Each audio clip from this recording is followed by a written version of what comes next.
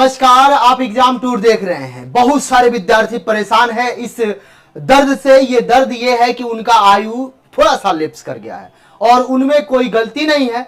यदि वह डीएलएड किए, बीएड किए या कोई भी कोर्स किए, यदि समय से वैकेंसी दिया जाता तो उनको अवसर मिलता और वह अपना नौकरी करते। नहीं भी लगता तो कोई बात नहीं, चूंकि वह अपना प्रयास तो किए। लेकिन इस बार आप देखिएगा, चुनाव है जिसके कारण से लगातार ये चौथा भर्ती देने का वादा किया जा रहा है। यह भी हो सकता है कहीं पांचवा वैकेंसी भी शिक्षक भर्ती दे दिया जाए।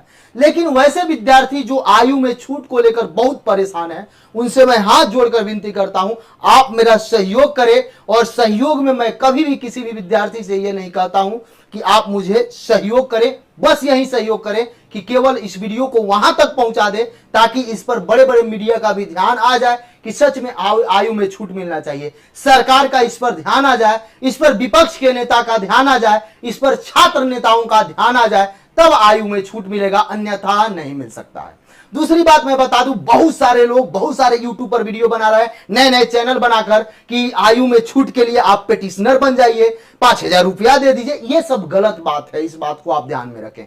पेटिशनर बनने से कुछ नहीं होगा, ये बात आप लिख कर रख लें। मैं ऐसा क्यों कह रहा हूं, ये बात को आप समझिएगा। क्योंकि 21 लोगों को आयु में छूट मिला था, लेकिन शिक्षा विभाग उसको बोली कि ये मेरे कानून से बाहर का चीज है, मैं इसको नहीं मान सकता, इनको दे दिया गया, अपना पल्ला झाड़ ली, उनको मिला भी नहीं। अब बहुत सारे लोग ये कहेंगे कि 1 दिन पहले मिला, 2 दिन पहले मिला, ऐसी कोई बात नहीं है। इससे पहले बीपीएससी में एक महिला को मिला था आयु में छूट और उनको बीपीएससी ऑफलाइन फॉर्म भरवाई और उनका एग्जाम भी ली।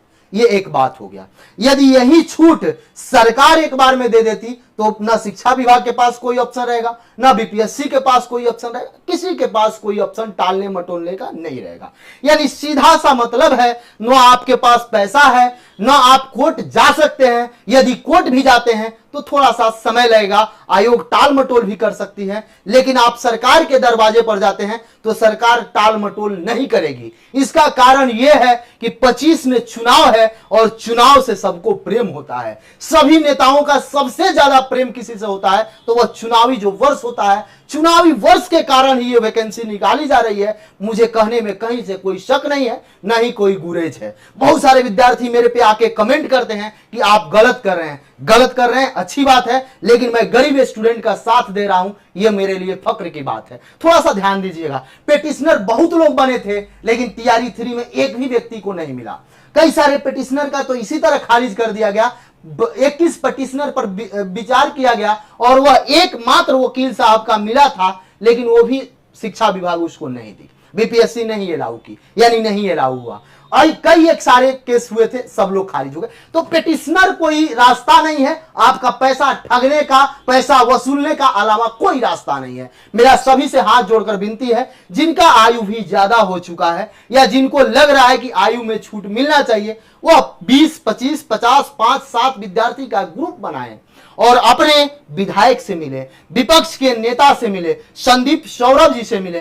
कई सारे ऐसे नेता हैं जो विधानसभा में आवाज उठाते हैं। हो सके तो एप्लीकेशन मेल आप मुख्यमंत्री तक पहुंचावे, हो सके तो आप शिक्षा विभाग तक मिले। यानी आप ये 10 से 15 दिन यदि काम करते हैं, 20, 25, 50 विद्यार्थी का ग्रुप बना के, 5-10 विद्यार्थी का ग्रुप बना के आप मिलते हैं। बहुत सारे ऐसे विद्यार्थी होंगे, चूंकि चुनाव है, आप जाके बोलिए सर आप चुनाव है तो 4 भर्ती 1 साल, लेकिन चुनाव नहीं था, समय नहीं था, कोई दिक्कत नहीं, उस समय आप प्रत्येक साल भर्ती नहीं दिए तो कम से कम कोशिश कीजिए कि आयु में 10 साल का हम छूट दे दें, ताकि मेरा बीएड का डिग्री बर्बाद हो जाएगा, डीएलएड का डिग्री बर्बाद हो जाएगा, पीजी ग्रेजुएशन जो किए वो सब बर्बाद हो जाएगा। तो मेरा सभी से निवेदन है, और इस वीडियो को यदि आप शेयर करते हैं तो बड़े बड़े मीडिया वाले जो होते हैं उन तक जब पहुंचता है तो वो लोग इस पर बात करते हैं और फिर सरकार पर दबाव पड़ता है। जब सरकार पर दबाव पड़ेगा तो 100% मिलेगा। चुनावी वर्ष है और तो और समस्या है, लोकतंत्र है, जनता से ऊपर कोई नहीं है, इस बात को आप ध्यान दीजिएगा।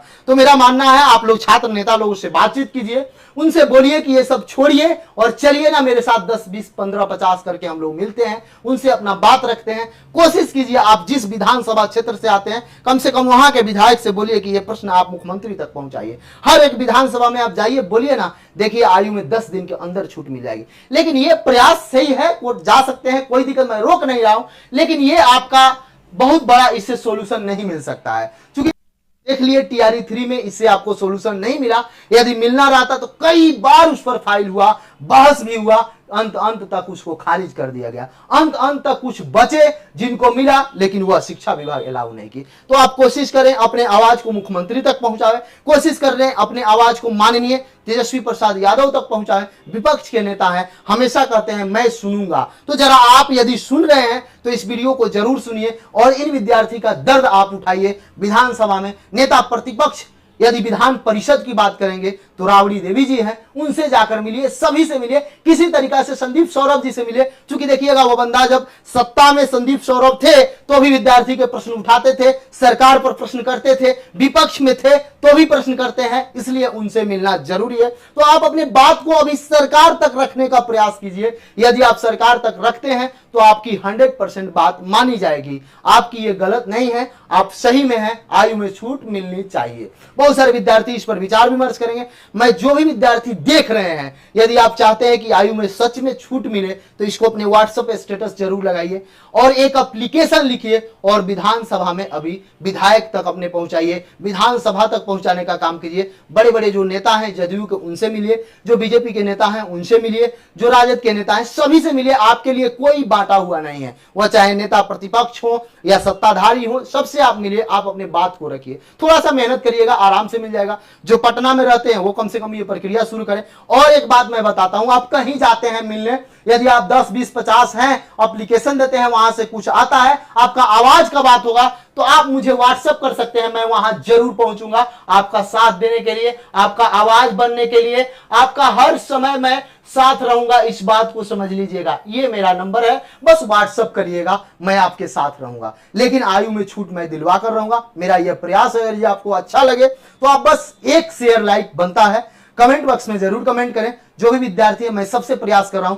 और तो और आप अपने टीचर से जहां पढ़ते हैं उनसे भी मिलिए कि सभी लोग आवाज शुरू करें। क्योंकि यूट्यूब का जमाना है, नेट युग है, जितना नेट पर यह प्रश्न होगा उतना सरकार तक पहुंचेगी और सरकार के कानों तक पहुंचेगी तो आपको छूट मिल जाएगी। ये जिनको बनना है बन सके, मैं किसी को रोक नहीं रहा हूं, लेकिन ये सही तरीका मुझे नहीं लग रहा है। अगर आप चाहते हैं तो आप स्वतंत्र हैं, लेकिन ये सही तरीका लग रहा है, सरकार तक पहुंचाइए। चुनाव है, आपको जरूर सहायता मिलेगी, आपको जरूर लाभ मिलेगा। मैं किसी प्रकार से ये नहीं कह रहा हूं कि आप आंदोलन करें, ये करें, नहीं, अच्छा से शांतचित्त होकर जाइए। आंदोलन अंतिम रूप होता है, अंतिम समय होता है, लेकिन अभी आपके पास समय है। टीआरई 4 आने वाला है, अभी से यदि आप मेहनत करते हैं, 1 सप्ताह 2 सप्ताह जाते हैं, उनसे को एप्लीकेशन देते हैं, सभी से सुनते हैं, तो आपको ये लाभ मिल सकता है। बाद बाकी जिनको जो करना है कर सकते हैं, आपका लाइफ है, आप स्वतंत्र हैं। लेकिन मेरे अनुसार यदि मानिएगा, मेरा सुझाव मानिएगा, तो इससे बेहतरीन कोई रास्ता नहीं है। क्योंकि चुनाव है और जनता आप हैं, आपको जरूर लाभ मिलेगा। अवसर की समानता सबको मिलनी चाहिए। यदि आप एग्जाम टूर पर नए हैं, चैनल को सब्सक्राइब कर लें, लोगों में शेयर करें। जय हिंद।